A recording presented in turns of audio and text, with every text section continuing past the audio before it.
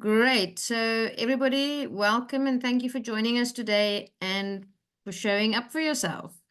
You are, I think, at the start of what could be a life-changing journey. My name is Nikki Maritz and I'll be your host today, and I'm the CEO of IBTC. We are the leading tuition provider in this space. And IBTC is renowned for two things: renowned for our remarkable service and renowned for our remarkable pass rates. Welcome everybody to today's session. My name is Charissa and I'm your co-host with Nikki today. I'm the COO at IBTC and I've been with IBTC for almost 14 years, helping students on their study journeys. And our programs are very carefully designed to get you to pass first time round, or we stick with you until you do, making sure that you stay motivated until you get a successful pass. Please note that we will have a full-on Q&A towards the end of the presentation, where you're welcome to unmute yourself or post any questions in the chat, and we'll deal with them then. Cool. So, Charissa, this year was a very exciting year for CIMA. We've seen unprecedented uptake of the new study path, the FLP. And maybe people have a lot of questions around that. I think after the new website was introduced and it had some teething problems, things now seem to have settled down. The only tricky part now that is very different to the way it used to be is registering with CIMA correctly. Yes, Nikki, it has got quite tricky. There are lots of different questions and lots of different pathways and lots of different ways that you can enter. You don't always know what the questions mean, and it has actually, depending on which answer you choose, impacts quite heavily on where you start your CIMA journey. So you don't want to get that wrong when you are registering with CIMA for the first time. I must admit, it's been quite a tricky year with helping students to undo either the way they've registered and when it was wrong, and to get our heads around that. So it was just such a new world and everybody struggled with it so much. So what we've decided to do is to appoint a person specifically. Their sole job is to help students register with CIMA. It's very important that you make the right selection up front when you answer the questions, because if you make one or two mistakes, it could send you completely on the wrong path, and it's just a world of problems.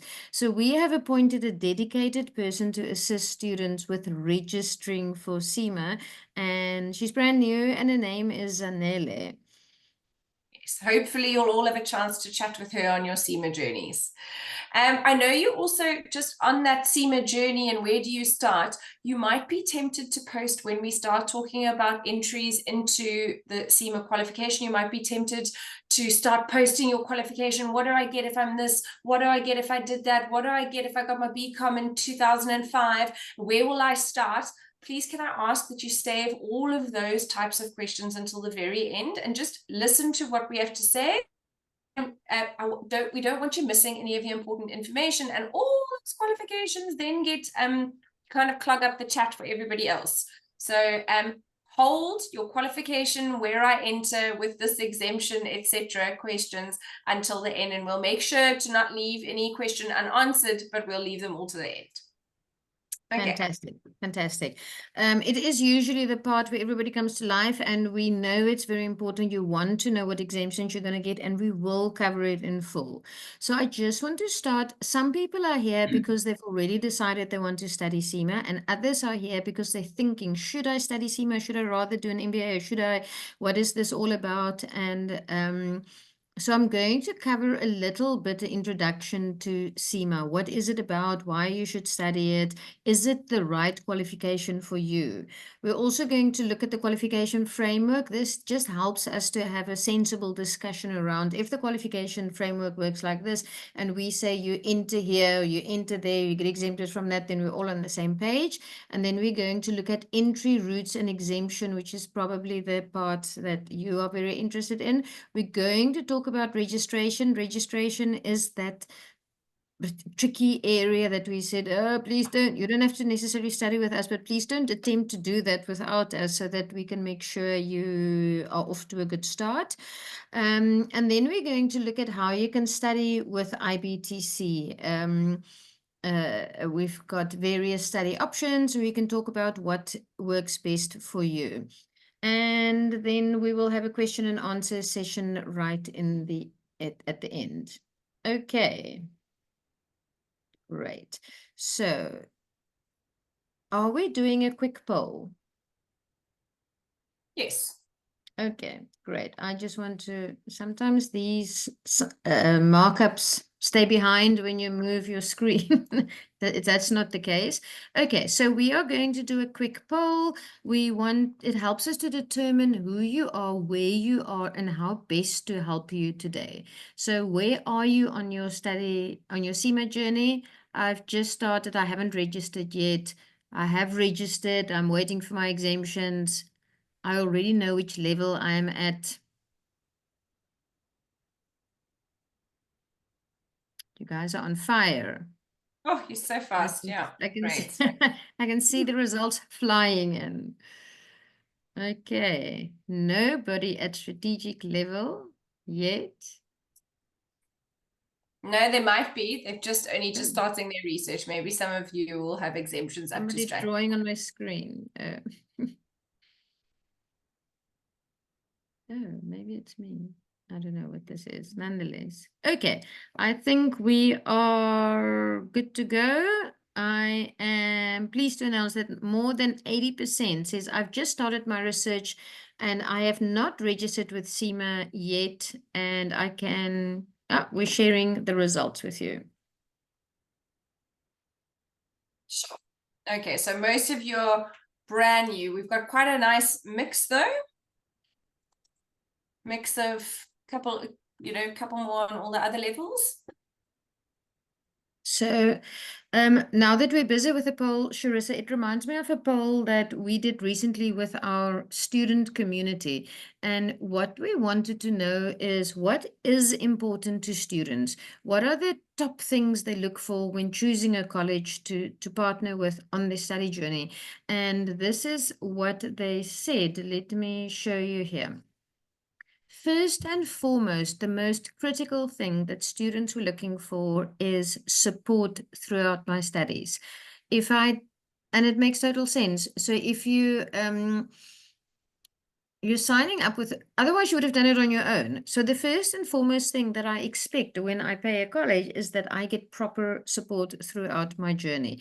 And the next thing, which is very appropriate for South Africa in light of recent de-accreditation of some very well-known college brands that we know, is accreditation. They want to know, are we duly registered with the right bodies? Are we accredited with the right bodies? Are the qualifications registered on the NQF? We want to know that all the accreditation and registration things that are so important are in place. And a third place is that students want the results.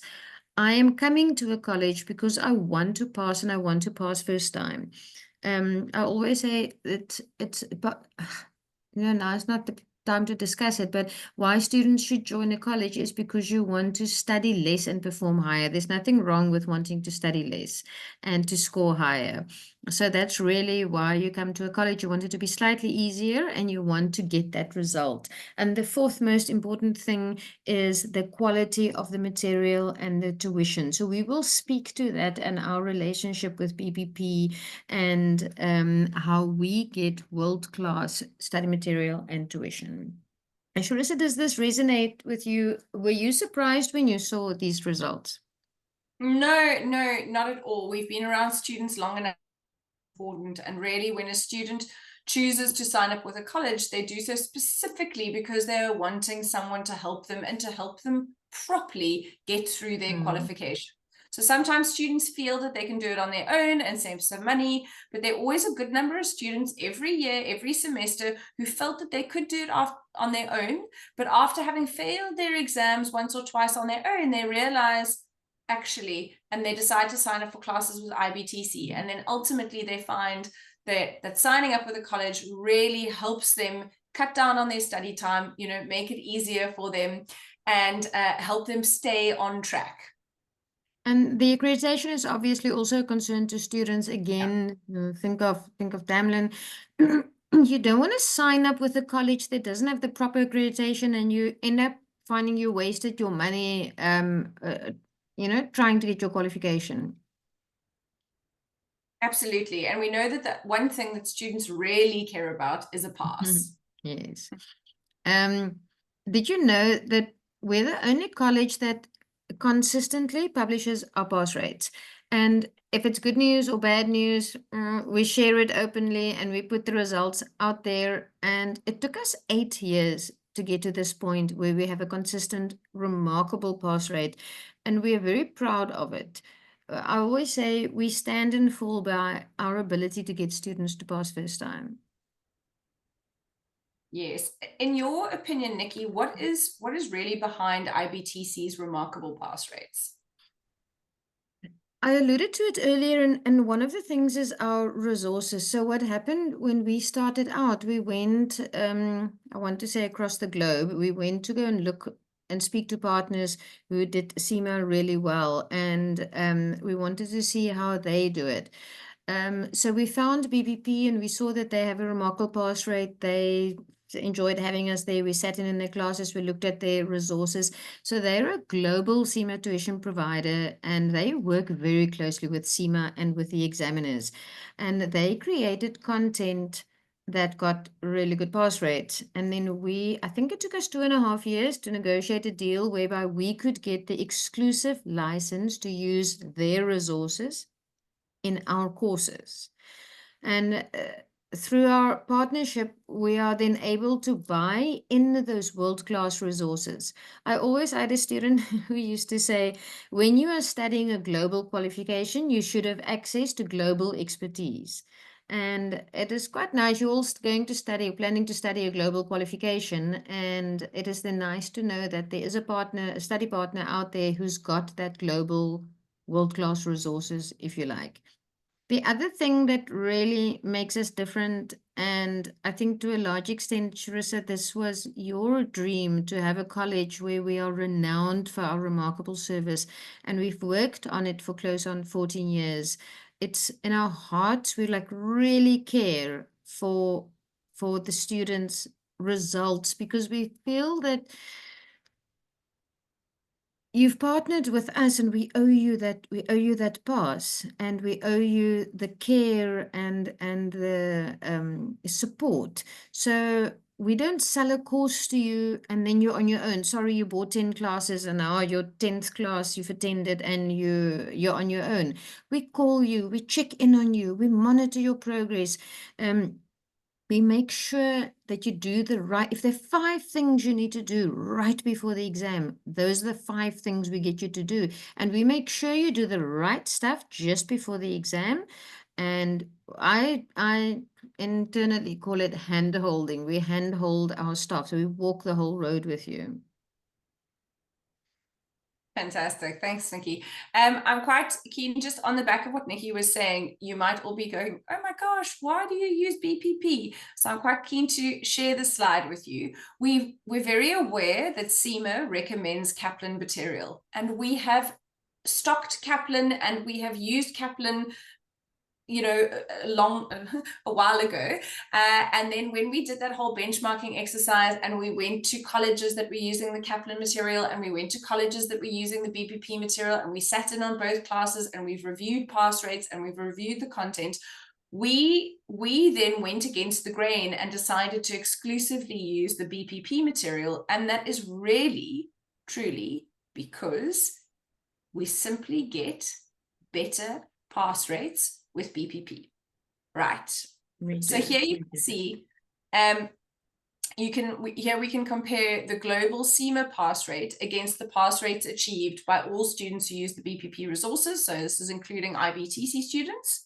So you can see there that traditionally you won't necessarily be familiar with all the different course codes or the names of each of the subjects, but BA2 and P1 are typically known as quite tricky subjects. And as you can see, our students perform 20% better on BA2 and P1 than the global average.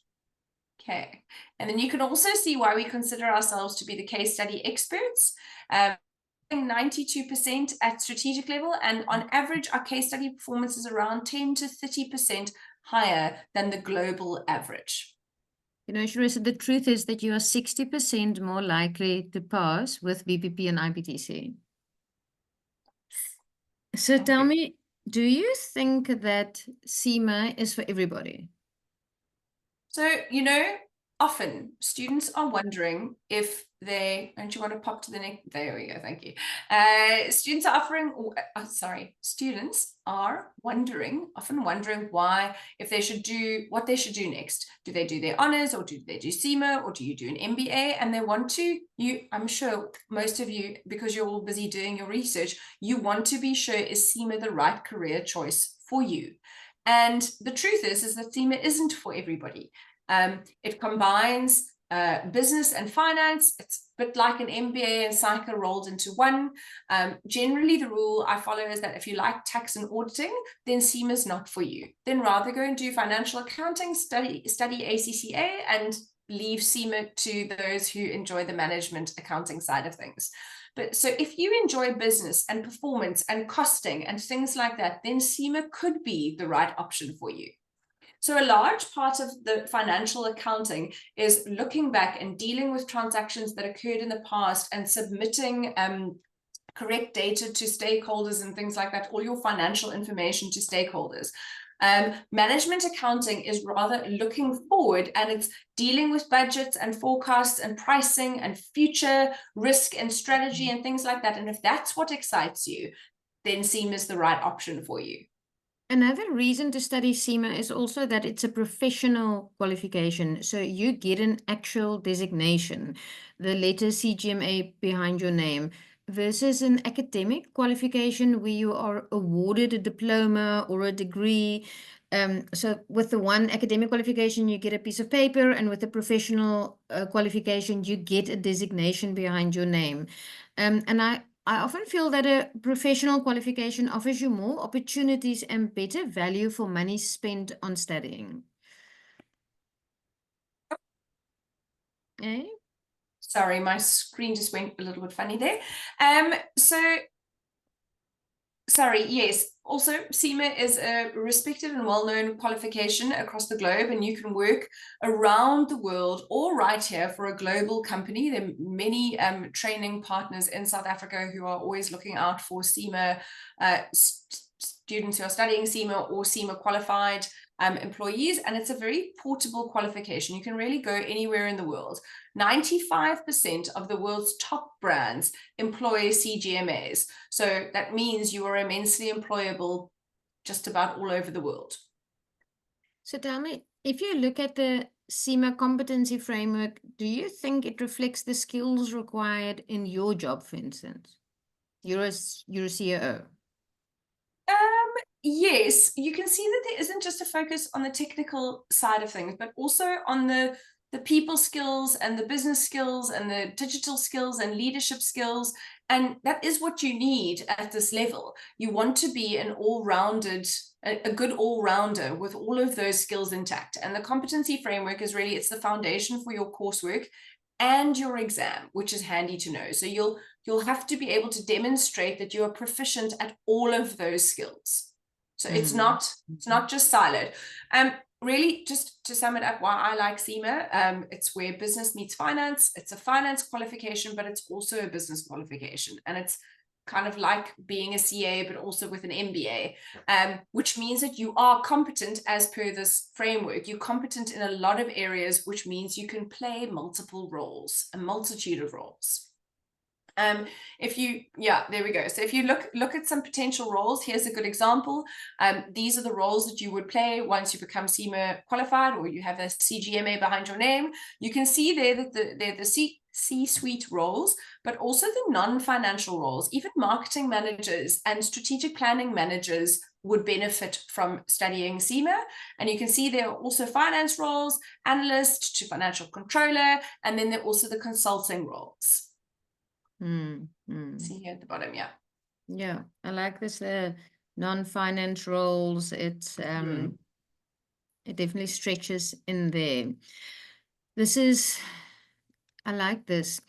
I don't know if now is a good time, but let me quickly tell you a story about my previous boss. He was a CGMA and he started out where I worked, this was a long time ago, as an accountant. And then he became the finance manager, and then he became the CFO.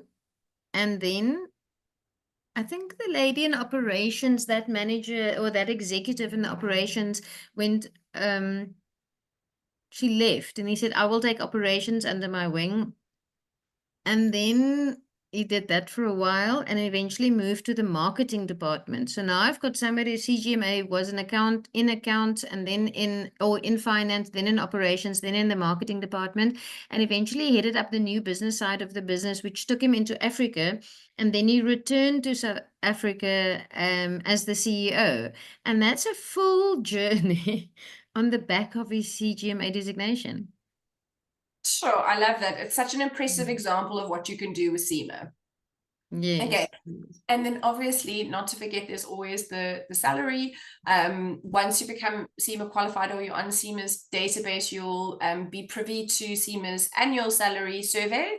And it shows that a CGMA in South Africa earns on average about 880. I think this is last year's one. We don't have the updated figures yet for this year, but on average about 890K per annum. And I know some students on our management level, they're earning around 35 to 40,000 Rand a month, even though they aren't qualified yet. Sure, management level, yeah.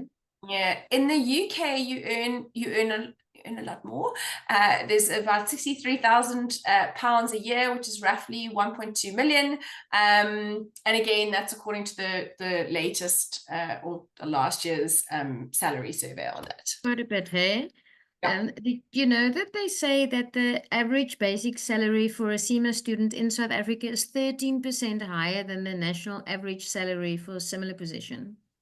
Yes, sure. Another great reason to study CIMA. I know. Okay. Let me see what else we have. Okay, so we can look at the CIMA qualification. So let me just grab my pen here. The entry route to the professional qualification is an open entry certificate, and then this portion is referred to as the professional qualification.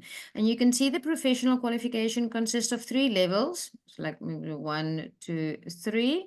And it consists of 3 pillars, 1, 2, 3. And I always like this design because it means that at one level you will get 1 enterprise subject, 1 performance subject, and 1 finance subject. So the pillars are the enterprise pillar, and enterprise means business, so that's the business pillar.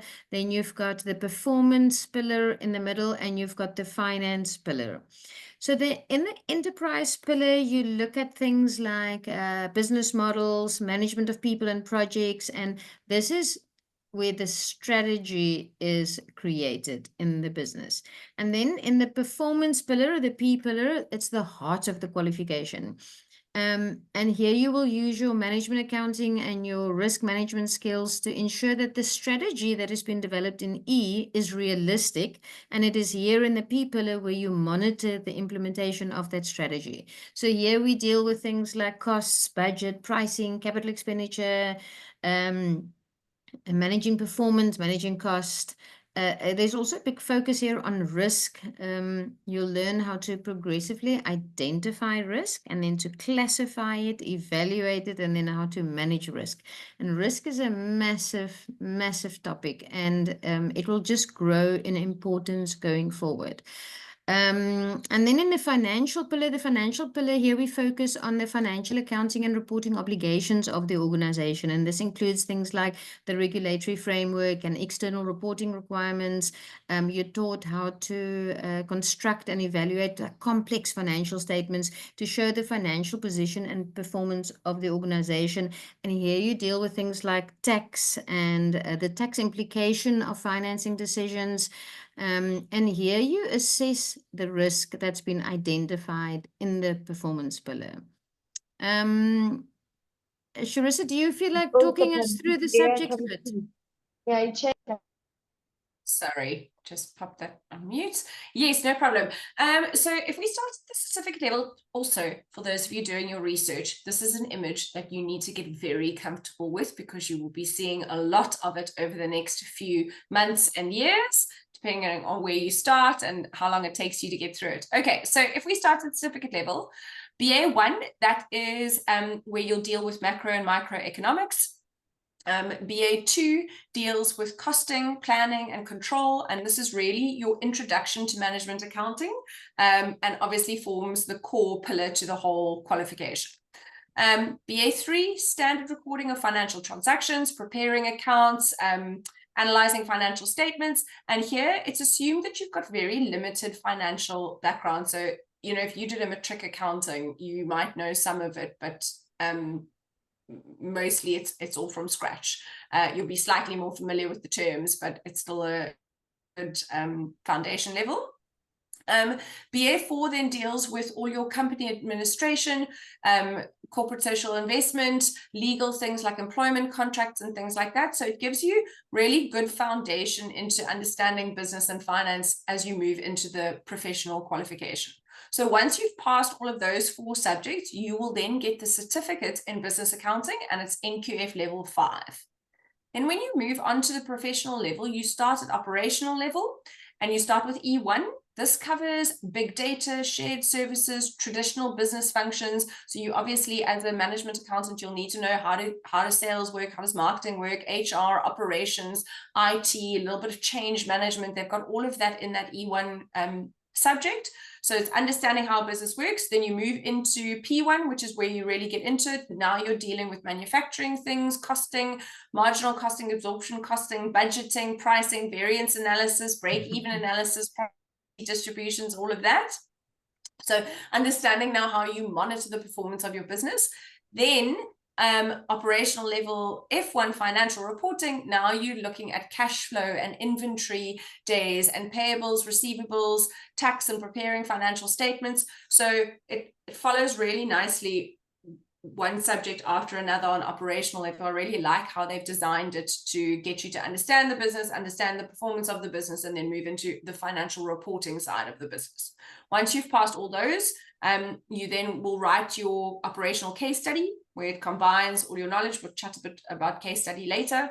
And then you'll get your CIMA diploma in management accounting, NQF level 6. You move on to management accounting, management level, sorry.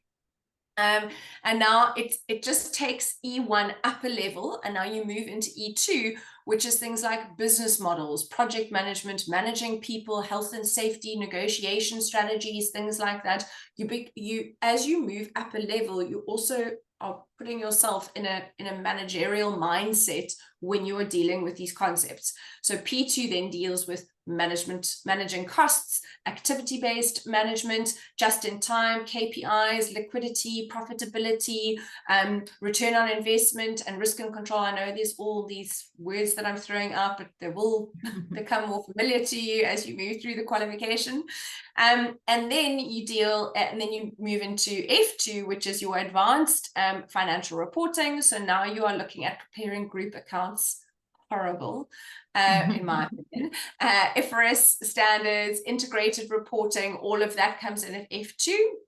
And then once you've passed that, you get your advanced diploma in management accounting at NQF levels. Do the case study, and then you get your advanced. Do the case study first, and then you get your diploma. Okay, and then finally, strategic level. Now this is where they are wanting you to start thinking C-suite level. So E3, you will see PESTLE, you'll see SWOT, purpose of a company, all that value chain analysis, all of these kind of things are coming in at E3. P3, now you're looking at risk maps, risk control, cyber risk, strategic risk, all of that is in that risk management subject. Then you move into financial strategy. So here you're looking at how to fund the business. How do you take the business to the next level? You're looking at sources of long-term finance. You're looking at mergers and acquisitions and things like that. And then on completion of that final case study at strategic level, the academic portion of your professional qualification is now done. So you've done that whole academic side of things, and now you just need to complete your proof of practical experience, because it's a professional qualification, not an academic qualification, the CGMA designation. Okay, we'll chat a bit more about PER, but you can do it concurrently while you're studying. We actually do say to start working through that, or getting to grips with PER from operational level already. Yes, we will. Sorry, I do see a couple of questions. I'm just looking to my left here. We will chat about what can be expected from case study exams just now. Yes. Yes, That's also perfect. a very interesting topic. Also take note, if we haven't answered your question by the end, you might just need to raise it again. We're not trying to miss anything here, but there is a lot of content coming up in this presentation. Cool. Okay, Right. so there are typically two routes to the routes through all of this content. The one is called the PQ route, or the professional qualification route. It was the original route where you have to work through all 13 subjects one at a time, and you sit 13 competency exams or OT exam, objective test, or multiple choice exams. So for each of these subjects, you would sit an objective test exam, and then at the end of that you will also so you'll need to sit 9 plus these 4 at the bottom, and that's 13 exams, plus you need to sit 3 case study exams. Okay. On the PQ route, okay, you've got 10 years to complete all your exams. So on the PQ route, you prepare for your you can prepare for your exam any way you want to. I always say you can beg, steal, or borrow a book. You can do it on your own. You can join a local study group. You can join a college. You can study offline, online, classes, hybrid. It doesn't matter. You just book your exam, you show up, and you do your exam. This is important because when it comes to FLP, obviously that isn't the case. Okay, so on the PQ route, typically what students do is they buy 1 or 2 subjects at a time. Say you were exempted from all of this, then you'll buy a E2 and a P2 at a time, and you will prepare that you'll come to class and prepare that for exams. When you pass your previous subject, you will buy your next few subjects, and it's a little bit, looks like a pay-as-you-go arrangement. Okay, so when I look at the FLP route, let me just get rid of this. What is the thing with the FLP route? Maybe some of you have heard of this before and get very excited. You only have to sit the case study exams. How exciting is this? So you don't have to sit the 13 competency exams. Instead, you do continuous assessment. You still have to study the subject. You study, and there's maybe a couple of questions. You study, there's a couple of questions. You study, a couple of questions. Study, a couple of questions. You complete all of this. When you've gone through all the material and you've answered all the questions, you've then shown your competence on that subject. So you do the same for each subject. And when you have, so there's no exam, just in-course questions, if you like. They call it continuous assessment. And when you're done with that, you are then eligible to sit the case study exam. On the FLP route, you cannot study on your own using a textbook or and then just come and sit the case study exams. The key difference is that you have to sign up onto the FLP platform through a tuition provider and then complete your objective test competencies, your EP and F subjects, on the CIMA FLP platform. And on this FLP platform, you will get all the study material, and interspersed in that study material are your activities and your questions. In lieu of doing this exam, you now do these in-course questions. You also find your case study prep material on this platform. So I always say it's like pretend it's one big room and you are buying access into this room. And when you're in this room, all the content is there. And you buy time to this room. So it is a subscription model. So on the FLP route, again, you pay for time. It's a subscription model. So you pay for access to all the study material across all the levels. And you have to study as much as you can in the time that you bought. If you bought a 1-year subscription, you must be dedicated and try and race through as many subjects as possible in the time that you bought. So FLP is obviously a big upfront cost, while PQ is more pay as you go. So which do I recommend? On the peak, as an employer, on the PQ route, I feel you get into a lot more detail. You learn more, and it's probably because you're preparing for your exam. And because you know that subject content so well, it is a bit easier for you when you get to your case study exams. So technically your case study exam should be a little bit easier for you because you're so familiar with your EP and F content because you wrote the exam. With FLP, you don't write subject exams. So my rationale is chances are you'll battle when it comes to your case study exams because you just don't have the content. You're not so familiar with the content for EP and F. You can't draw on that subject knowledge so well. You just don't have the same foundational knowledge, but admittedly, it's a very, what's the word? Is it alluring? It just feels like a much faster and easier route. I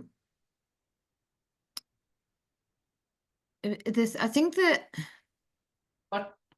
there's so many stories of students who grappled with subjects. They grappled with P3 or they grappled with P2. And the most beautiful stories are the ones where then that actually becomes their career. They said, I grappled with it so much, then that became the thing I became best at. And there's so much beautiful content in that material. It's really so relevant to your day-to-day. And yeah. So anyway, which do I prefer? I prefer probably the PQ route. It's important to know, irrespective of the route that you choose, if you do PQ or FLP, everybody sits the same case study exam. Charissa, which do you prefer?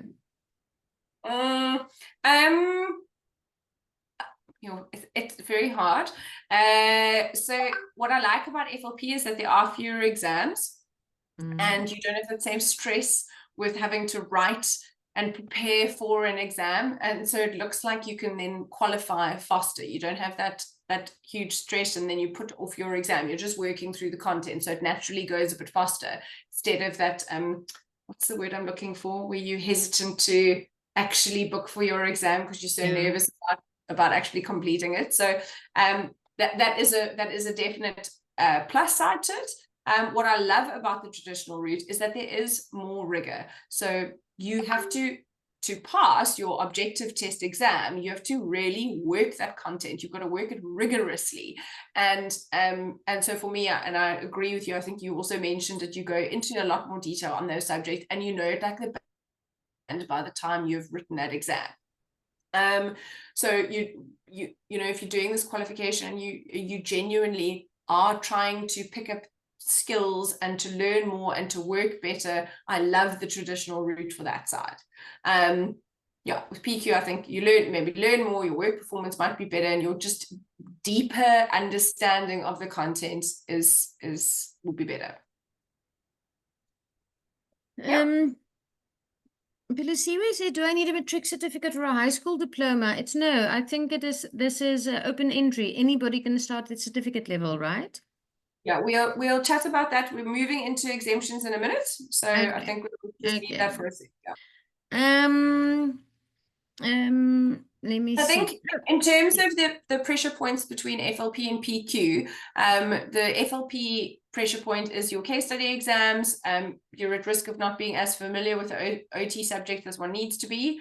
And then with the traditional route or the PQ route, the case study should be a lot easier, but the pressure points are your OT exams, which you have to pass first. So it's pros and cons. We can talk for hours on this subject, but really it is down to personal preference and personal circumstances. Yes, yeah. Yes. Yes. Okay. Oh, talk about that forever. Maybe at the end we can talk about it some more. So, okay, in terms of exemptions, it's important to know that whether you choose PQ or FLP route, both routes start at the certificate level, unless you successfully apply for exemptions. So I mentioned that the exemption process has changed and exemptions are now awarded based on 3 criteria. So the one is your professional qualification, but I'd like to call this your membership. So if you are a CICA, CIPA, ICB, or ACCA member, then that you will qualify for exemptions. The other thing is your educational qualification. What degrees or diplomas do you have? And you can get exempted based on that. And then the other one is your experience and your role, which is what we would call RPL in South Africa. Okay, so exemptions based on your professional qualification is where you apply for exemption based on your membership with CICA, CIPA, ICB, or ACCA, for instance. So if you are a CICA member, then you would start at strategic case study. If you are, oh, I think I forgot to ask Carol. Carol? Yes. Carol just popped into my view. Is Carol with us? Yes. Yes, I'm here, Nikki. Carol, I wanted to ask you, I saw you earlier and I thought, oh my gosh, when we talk about FLP, I must remember to ask you. Tell us, you studied FLP with us, didn't you? Yes, I did. How was that? Yeah, and as you were asking, Charissa, and you were saying as well what you prefer, I was busy silently here saying FLP, FLP. Why? Uh, Why? so I studied. So when I started with CIMA, I was working, but I had been through university long time. I felt like I was out of touch. So I started with the traditional level route. And then I went into the certification level, and it was good for me at that time, operational, But then as I was building up momentum, learning how to study, getting back into the swing of things, and then the FLP came up, and I thought it was best for me because now I am more grounded, I'm more experienced with studying, and it was the best thing that has ever happened to me. I would recommend FLP to anyone. FLP is the best when you feel like you've got momentum now and you're disciplined, because obviously you have to be disciplined. You need to know how to study, by yourself. So I went into the FLP route and I passed my strategic case study. I enjoyed the assessments because, as you mentioned, you don't have to write all the exams. You just do assessments it's perfect for the people who have children. I have 2 small children. Take them to Papachino's, Spare, wherever. As they are playing, you're no longer bored. You sit there with your laptop, you complete your assessments. You write some notes. You're killing 2 birds with 1 stone. You come back, you write your case study, and with all the support obviously that you get from IBTC, the tutors, as Nikki mentioned, on the system you get teachings as well. The strategic case study they take you through it, all those videos, attending those classes, virtual classes, listening to all those videos, and then you're better prepared to write the strategic case study. And I made it. I made it through the support of IBTC. I saw someone was asking and really worried about, the support, hand holding and monitoring. They said they got burned before, where an institution promised, supporting and they didn't deliver. I am telling you now, I don't have anything to gain from IBTC. I have passed my CIMA. I'm done. So believe me when I say this, IBTC does give you the support that you need. They hold your hand. They are right when they say to you, they will call you, they will hound you. They'll say, you stop studying. What's going on? Because they can see you stopped at P2. Why? You on your FLP, you're not completing your assessments. You're running out of time. How can we help you? And that helps. It really does help because everybody needs a study partner, and IBTC is that partner that will hound you but you will be grateful at the end of the day when you get that qualification. I promise you will see that it was all worth it. So yeah, that is my piece. Did you ever get annoyed with us? I did, because and it's I not know. just one person. The tutor will call you. Someone from Cape Town will call you. This person will call you. It's like they'll send you messages, WhatsApp messages. What is your Mm, problem? Can we help you? Student yes. services will call you. I did, but like I said, at the end when I got my results, at 3 a.m. that morning, I was Mm, like, thank you. I appreciate yes. everything that IBTC has done for me. So it is all worth Oh, it. yay. I'm so happy. I'm so happy. Did you also there are a couple of things that you said, and the one is that you first did the PQ route until you felt you're a little bit more mature, how to study, almost the way CIMA puts the information forward. So by the time you went onto FLP a little bit later, so that's maybe also a model where you can say you'll start with PQ until you know this is what you want to do, and then you can fork out that huge amount of money for FLP. Yes, definitely. And also the level of difficulty, it became difficult for me to do PQ because now, like just studying, writing the exams, it was too much. And I switched to FLP. Well, I stopped studying in 2020. We all know what happened with 2020, COVID, everything that happened. And I was overwhelmed and everything that had happened, So that's why when I say FLP came in right, at the right time, it became difficult for me to study everything that was going on. It was not easy at all. So FLP really came at the right time, and yeah, the timing was really perfect. So I definitely went for it. Traditional level became like hard, like I'm saying. I remember I failed P2 like 6 times. Six times I failed P2, and I Sure. went to pass it the seventh time. And, Wow. it was all the not attending classes, not being dedicated, and all of those things. Found out what my mistakes were. But when I went into FLP, obviously, I found the P subject a bit easier, obviously, with the experience and everything. So, yeah. Okay, fantastic. Thank you so much for picking us, for letting us be your study buddy. And I bet you after all those fails, you know what, you just have to get up and try and do it again and pick a good partner. And now you're a CGMA and the world is your oyster, literally. Exactly. Thank you. Thank you Fantastic. for being there for me. Oh, thank you. Thanks, Carol. While I sit and panic about things, no, just because I love PQ, but let's not go by me. We also have Gillian, who's on the session today. And Gillian, are you can you tell us a little bit about your professional qualification experience and studying with IBTC? Yeah, with pleasure. So I actually started with IBTC, God, 2003, 2007, somewhere around there. So I finished strategic level under the old system, and then I left it.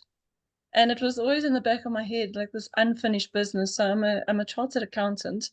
And I kind of thought, well, that's enough, I don't really need to do this. But I also have an issue with unfinished business. So I came back at the end of 2023. And then listen to me, CIMA totally messed up my registration, and it was so frustrating. They lost me in their system and their conversion. And thank goodness Vanessa had friends in great places. And if it wasn't for IBTC, I think I still would be missing in action on their system. It was extremely frustrating because I wanted to sit this final exam. I had the final case study to sit, and I just couldn't actually register. Like they'd taken my money, but I couldn't register for the exam. It was immensely frustrating. So I actually sat through the case study preparation classes twice. So I did I did all the work, and then I couldn't sit for the exam because they'd mucked everything up. So then I did it again, and then I finally sat the exams this time last year. And thanks guys, I passed. So it was really Yeah. cool. But so what I love about CIMA is it's so practical. So because I'm a chartered accountant, I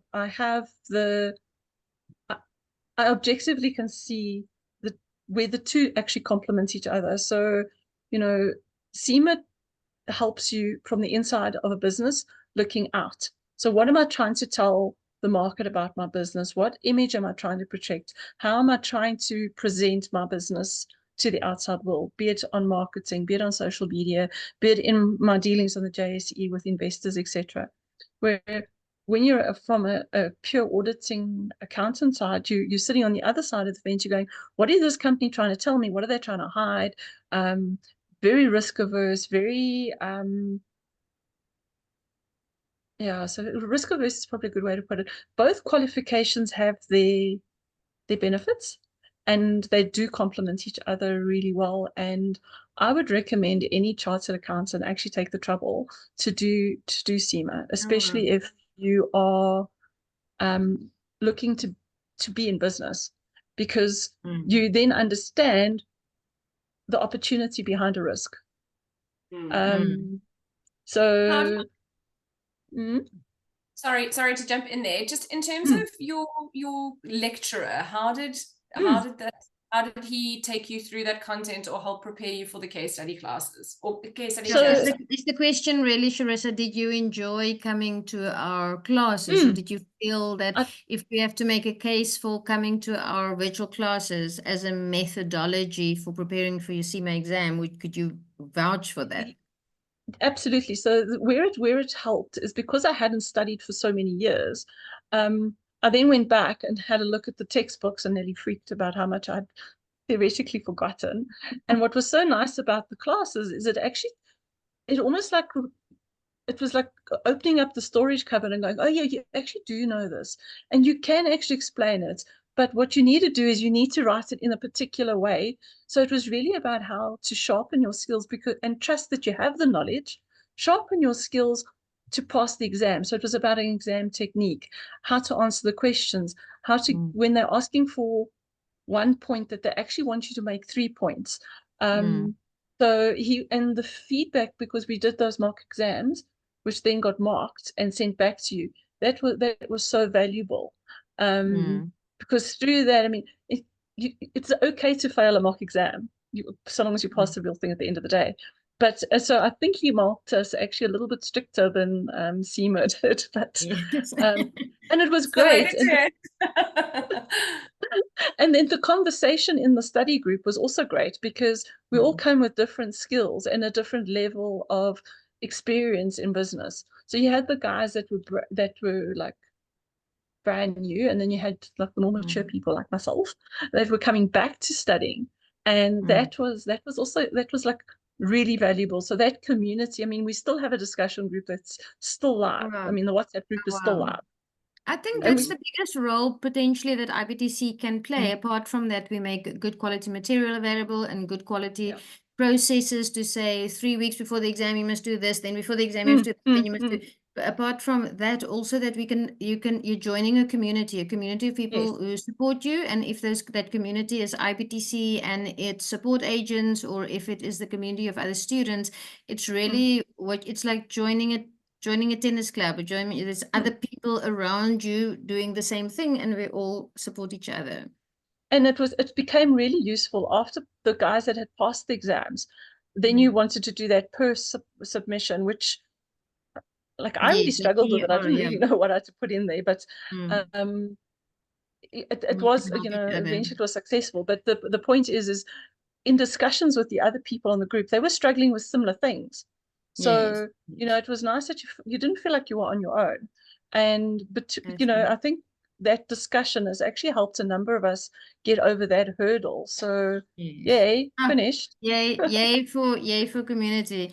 Thank you so much. I am so glad you joined us today, and it's always nice to hear from our current and past students. I appreciate it. So I have the utmost respect for you guys. It was such a pleasure studying through you. Oh, yay. Thank you so much. Thank you so much. Yay.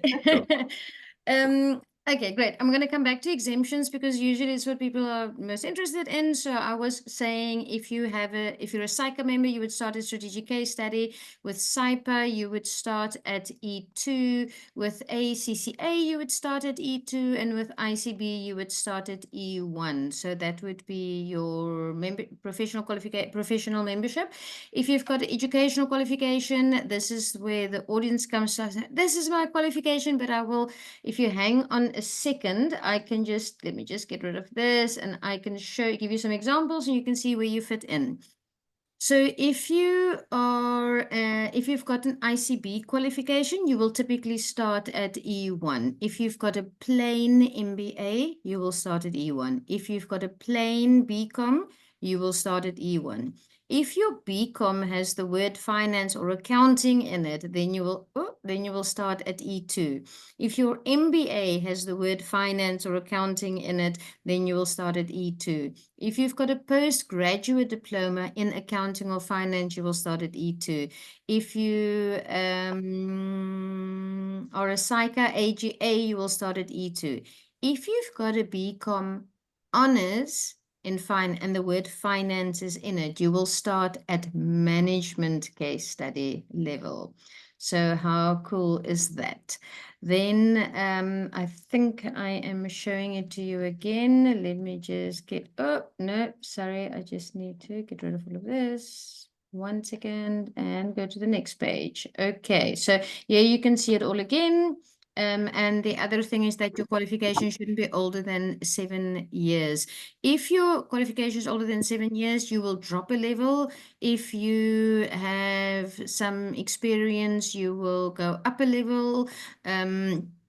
If you answer things incorrectly, you will, when they audit you, you can be in a world of trouble. So remember, Zanele at IBTC is specifically there to help you determine where you are going to start, how to answer the question so that we can get the right starting point for you. Okay, the third way to get exemptions is through RPL, as I said over here. And sorry, I'm going to check somebody is not on mute. Trying to mute the person. Thank you. Okay, so if the elite academic programs, totally elite, if you've got a PhD in accounting or business and more than 6 years of teaching or research experience, you can just start at the strategic level. Then secondly, the CFO program, it doesn't matter, you don't have to be a CFO, but typically you will be an executive or a C-suite and you've got more than 10 years experience in accounting, finance, and business. Then you also only have to complete the strategic level. And if you are a senior executive in the organization and you've got more than 6 years experience in accounting, finance, and business, you're eligible to start at the management case study level. There are some other paths you may or may not be familiar with, the CIMA gateway and the old exemption route. If you want to do that, we can address it on a case-by-case basis. You have heard that Vanessa can do magic. Vanessa is also one of the managers at IBTC and will fight the good fight for you. Charissa, you know a lot about exemptions. Tell me what to look out for. Okay, if just a word of warning, if you have been exempted from a subject, it's because CIMA assumes that your knowledge is good enough to have passed that subject and that you understand the content in the way that CIMA has presented it and in the way that they examine it. So before, if you are eligible for exemptions, before you accept your exemptions, our advice is just to work through the syllabus document and highlight areas that you don't feel comfortable with. If it's more than 50% that you're not feeling comfortable with, don't take that exemption. I know that will take you a little bit longer and add an extra exam to your study journey, but it's much better to spend that time early on in the qualification, get the proper foundation, and then you'll find it a lot easier to move up to the next level. So for instance, a lot of you will get a BCom and you'll have a BCom and you'll be exempt from fundamentals of management accounting, but that is the core subject that forms part of the core pillar of this whole qualification. And if it's been ages, or you can't quite understand why on earth they've given you that exemption because all you did was accounting 101 at university, then don't that BA to exemption, do that paper, make sure you know that stuff like the back of your hand, and side note, you'll get a certificate in accounting because you'll have one paper on it, and then move on to operational level. So just because they give you 4 exemptions or 6 exemptions or 9 exemptions does not mean you have to accept all of them. Just when you reply back to them saying, I will accept the following exemption. I'm not accepting this exemption. I'm going to write this exam. Cool. And then also like you said, if you're exempted from all 4 certificate level subjects, you do not get the certificate. But if you take 3 exemptions and you say, I will do this one, the moment you pass it, you do get it's a global certificate, guys, and you get a fancy designation behind your name. So if you want something quickly, then there is something for you to do. So if you are a new student, let me just get onto the right. Okay, so registration. Somebody else asked a question about the exemptions. There's quite a few. I think we'll save exemption questions to the end. If we, no, sorry, somebody asked a question about how much knowledge do you need to have for EP and F for your case study. You did address that now, didn't you? To make sure that there are no knowledge gaps. Your case study requires. No, we'll check. Yeah, okay, we'll get to that. Cool. Yes. So, sorry. No worries. Do you want to talk about it now or later?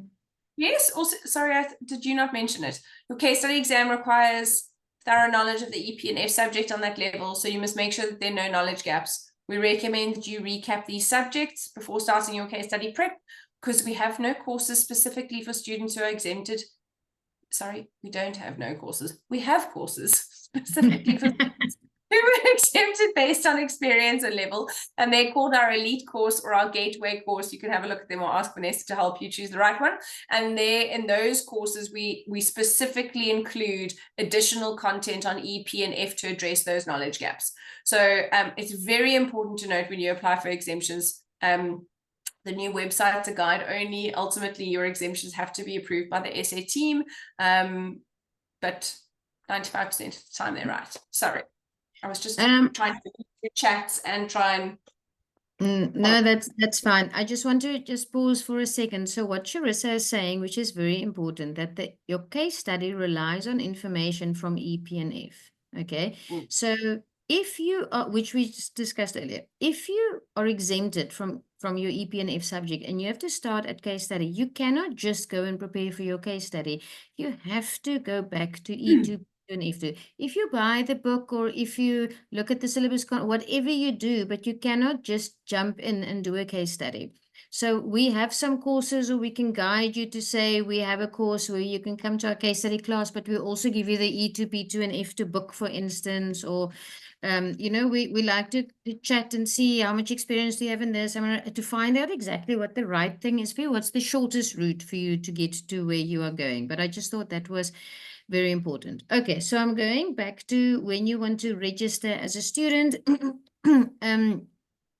You first have to create a profile or a login on the new CIMA website. So your first job is to register an account on the CIMA Global website.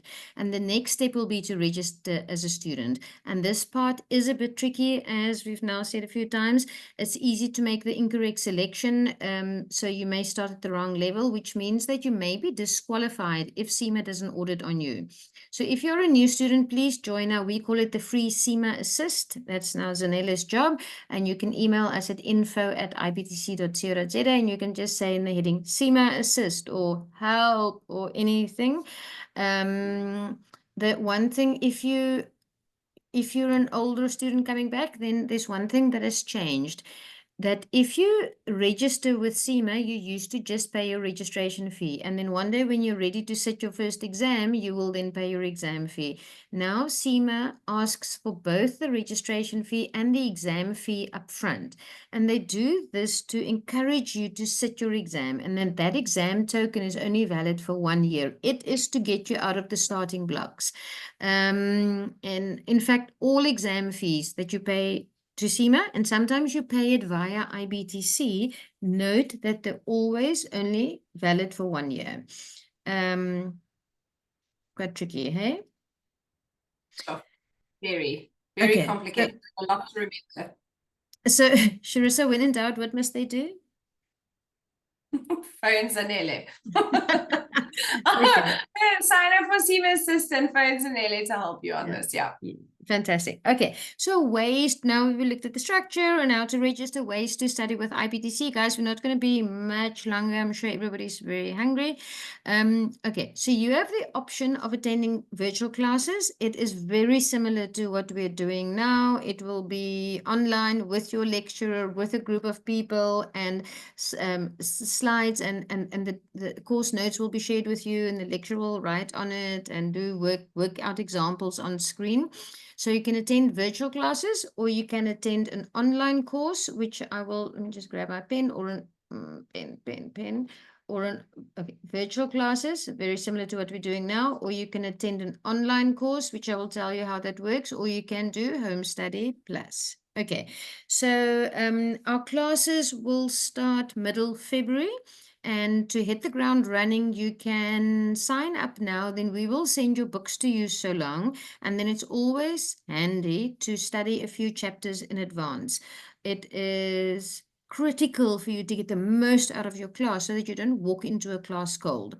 So included in that study package for virtual classes is about 13 live online classes like we're having now. It's about 3-hour class or 2.5-hour class, and it's 1 day a week. So if you take E1, then say every Wednesday at 6 to 8:30 is your one class. If you take a second subject, maybe you do Mondays and Wednesdays. You also have access to our online hub where you will find more recorded lectures, but this time it's by the UK lecturer from BPP. And the videos has 100% syllabus coverage. So it's literally like getting 2 lectures for the price of one. One is your South African lecturer and one is the UK lecturer. It's like sitting in a class in London. Okay, so then what else can I say? The video lectures, there's online question practice. It starts in February. It's 1 day a week and books are included. We can send the books up front. Then an online course works like this. There is an online course starting every month for every subject. So because we know you like the hard copy, we send you the hard copy books anyway. Where's this? Books included. We send you the hard copy books. You also get access to the online study material and to video lectures and to tests. But the thing is, so there's this hub you go to, everything is there, but you're on a schedule. So there's a fixed start date. The start date is the date the tutor joins, and the tutor has a cohort of classmates. Some of them might be from India and from the UK and from Indonesia or India, and your tutor is then responsible to get this group through on this fast-paced schedule, and you will be exam ready in about 8 to 10 weeks. So this is also maybe something nice you want to consider over December, January. You can get one subject under your belt while you are waiting for our classes to begin. You must follow the steps.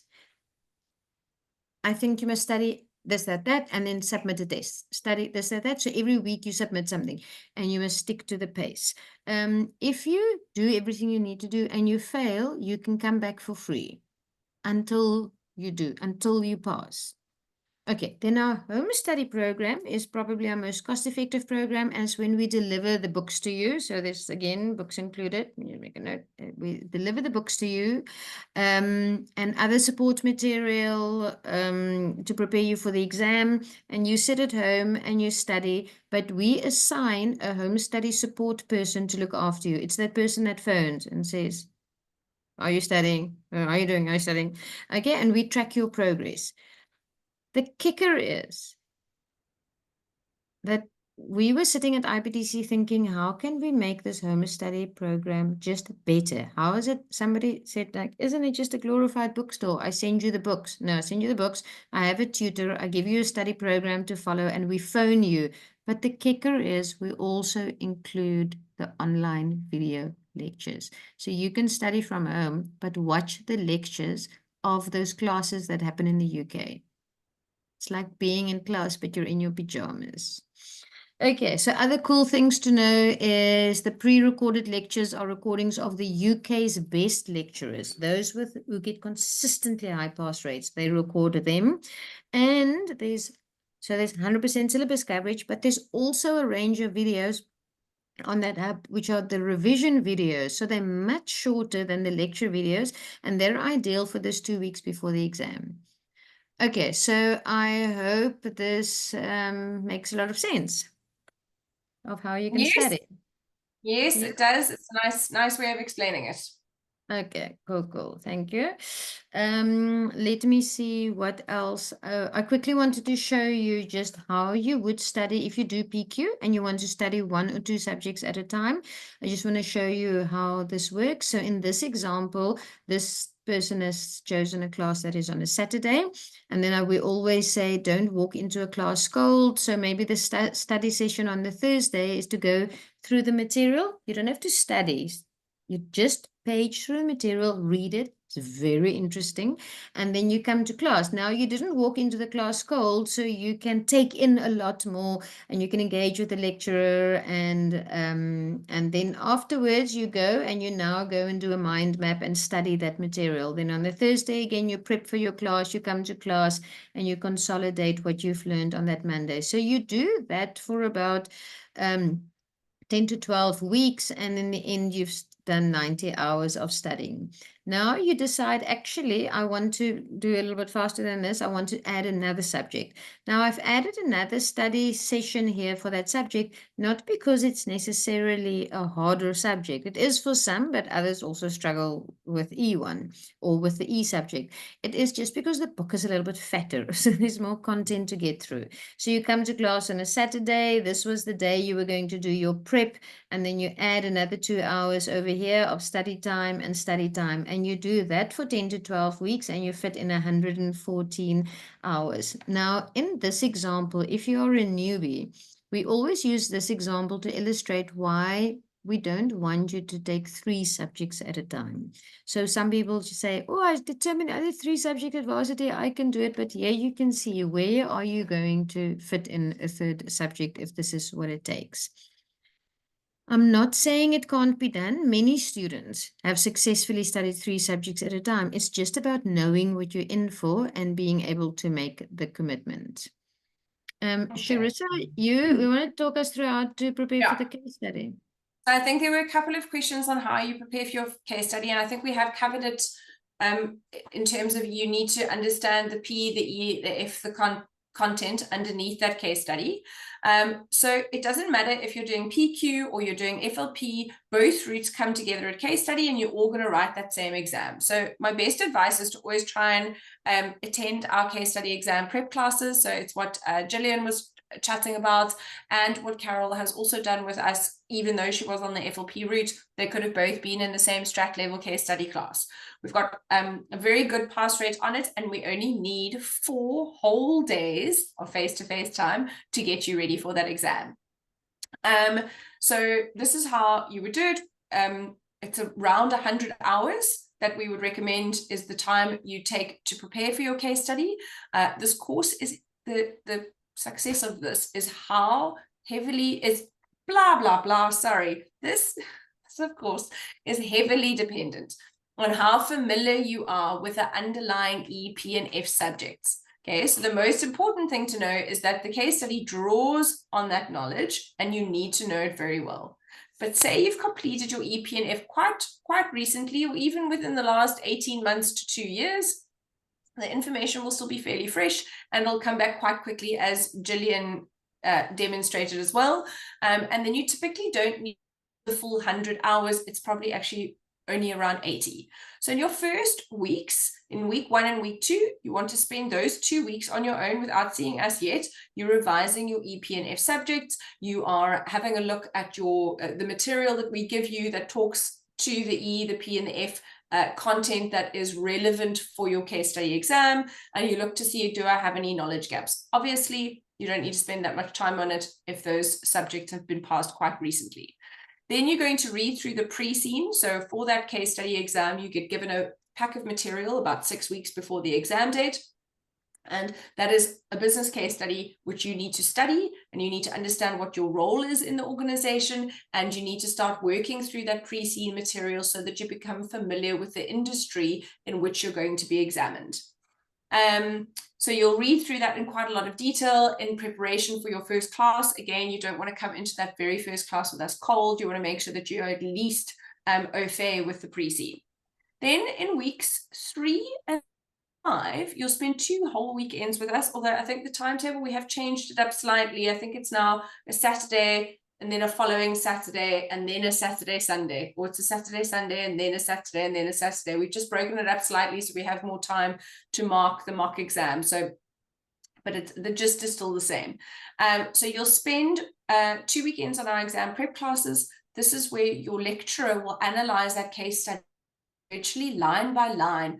And you're making notes and you're looking at the trigger points and you're discussing possible triggers that could be asked in your exam.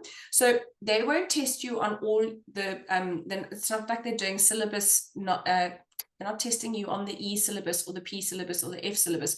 They are testing to see, can you take that knowledge and apply it in a real life scenario, in a business case study? Have you managed to convert it into actually practical, into practical ability? So, and this is also when we'll do a mock exam. So you'll do a full mock exam sitting under exam conditions. There's a lot of focus in those classes on time management, on your exam style and how you start it off. Do you read? How do you structure your answer? Because all of those things are very important to the marker. And then the 2 weekends in between, or the couple of days that you've got in between your classes, is where you will spend on additional task question practice. You'll look at some old papers, you'll look at some examiners' reports, you'll fill in additional knowledge gaps. So maybe you've picked up, oh, you weren't quite sure of this one model, or, oh, golly, I can't remember what if you're on operational level, maybe you can't remember what Mendelow's matrix is, and you'll fill in those knowledge gaps between class, and then you'll do a final mock exam on that last and then you'll be ready to go. So basically, the case study classes are not teaching you any new content. You know that content. They're picking out very important bits of the content, which they'll maybe do a refresher on, but they are teaching you how to apply the E, P, and F knowledge to these case study questions. So it's just same content, different way of answering questions. So it's no longer objective test questions, multiple choice and stuff like that. You are now answering long form questions that encompass E, P, and F knowledge. Cool. That's how we do it. Okay. 6 weeks. Excellent. Thank you. Yeah. Okay. So you may be interested in FLP. So what are the FLP options? With FLP, you don't have the option of attending classes, as I said, or doing an online course, or big steal or borrow a book, or doing it on your own. You have to sign up for the FLP platform and the FLP route, where you only have to do the 3 exams to qualify. So you have to study on the FLP platform. All the study material, as I said, is on that platform, and all the prep material for the case study is also on that platform.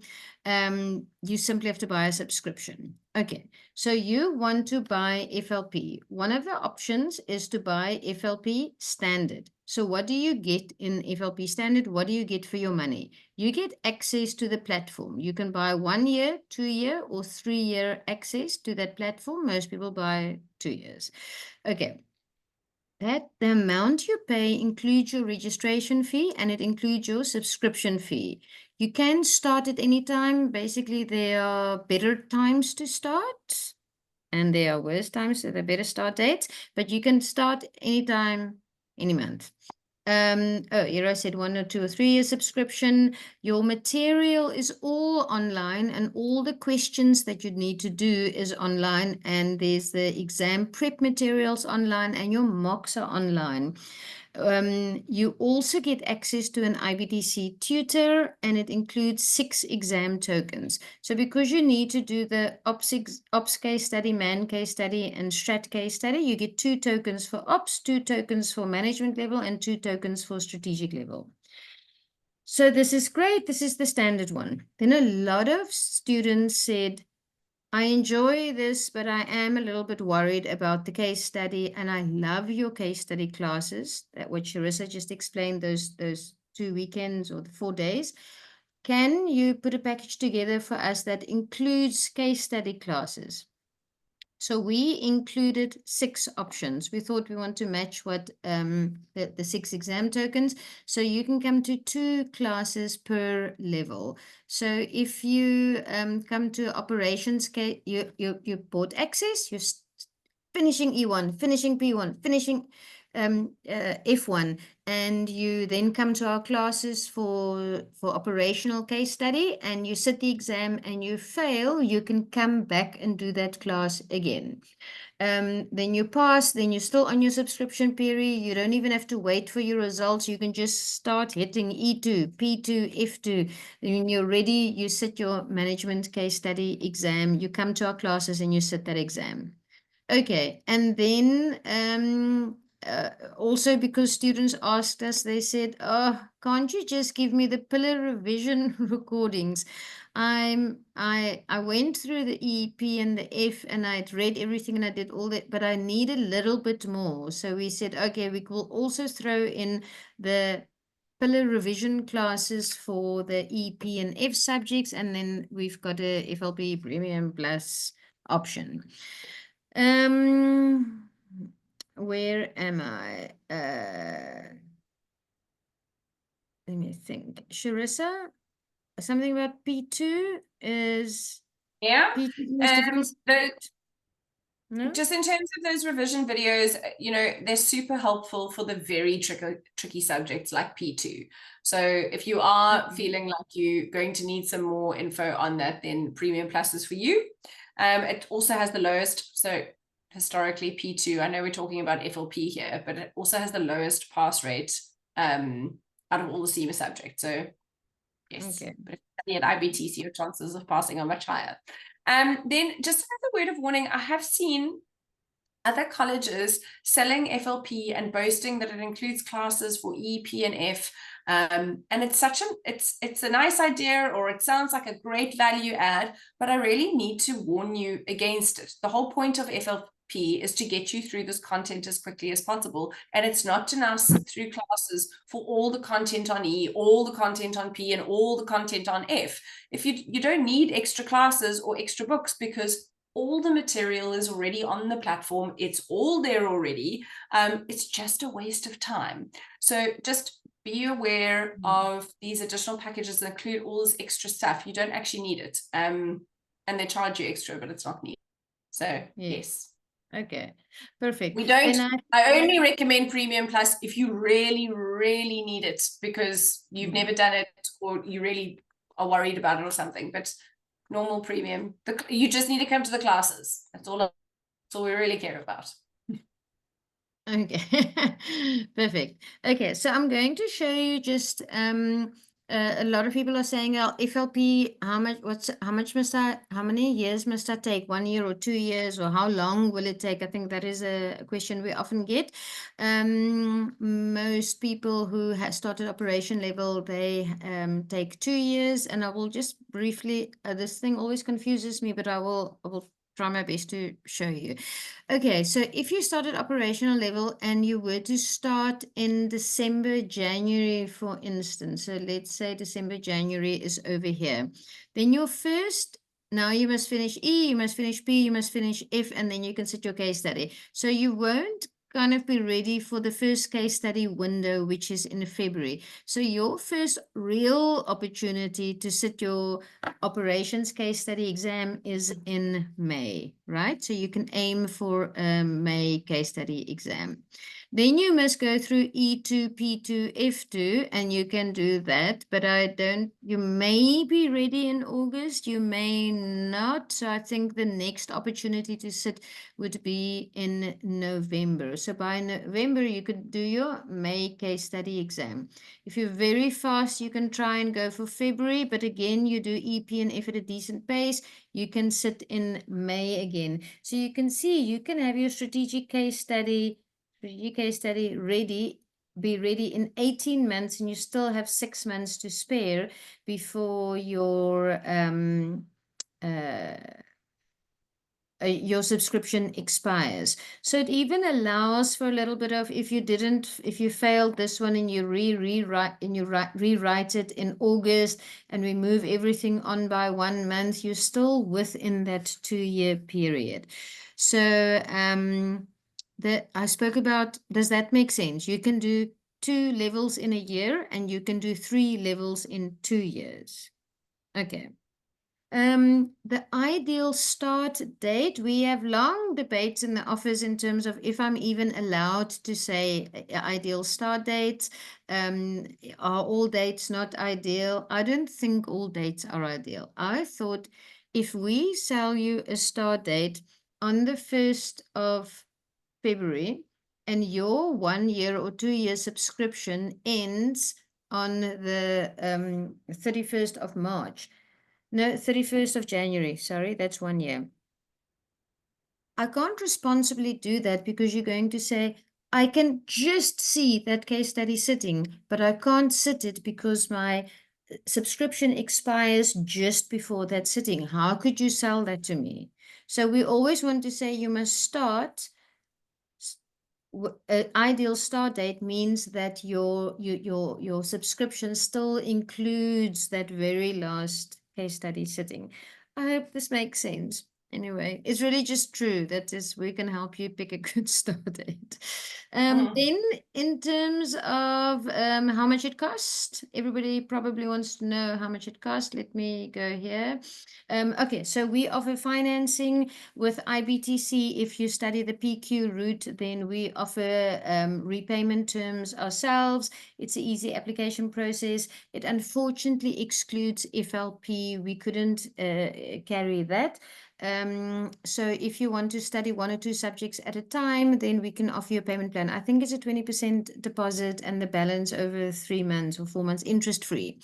If you want to do FLP, we have partnered with Student Hero. They have helped so many of our students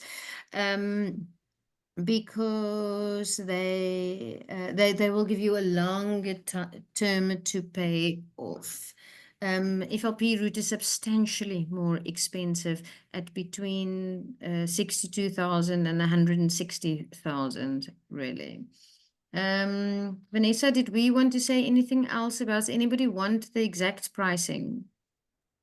No, I think we've asked students to mail info at, because we don't quite have time to go through all the pricing right now. But if you are looking for pricing, it is on our website currently. So you can go and select and add to your cart and you'll be able to see how much everything will cost.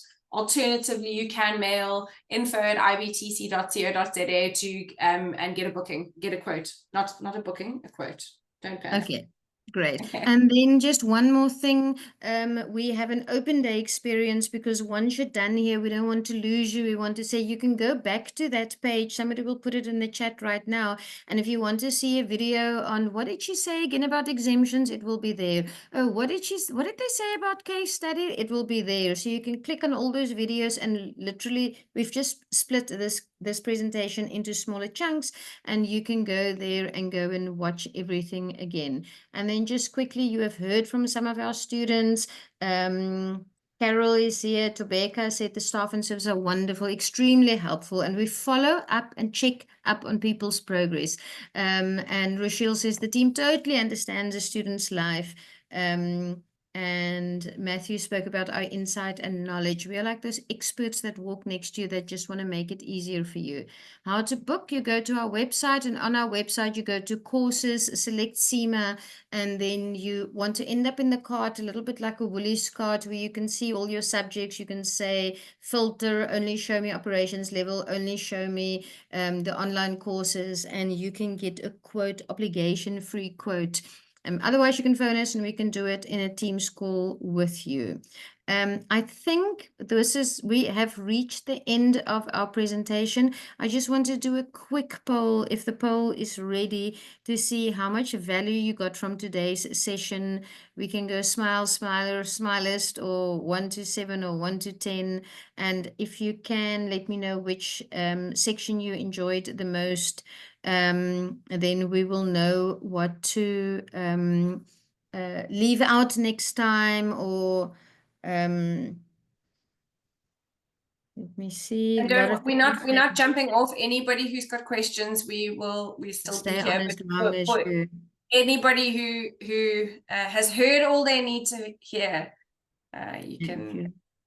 Yes, I just want to, while you're all answering the poll for us, thank you, is an important thing to note is, you know, we do offer really good support. And as Carol said, you know, she got so annoyed that we kept phoning her. It's very important for us to have your updated contact details. So we have had a couple of students, you know, I'm just thinking about somebody being burnt. I'm like, oh my gosh, the only time we've ever had an issue like is usually when the student has changed cell phone numbers, or they've given us a different email address that they no longer have access to, or, you know, a lot,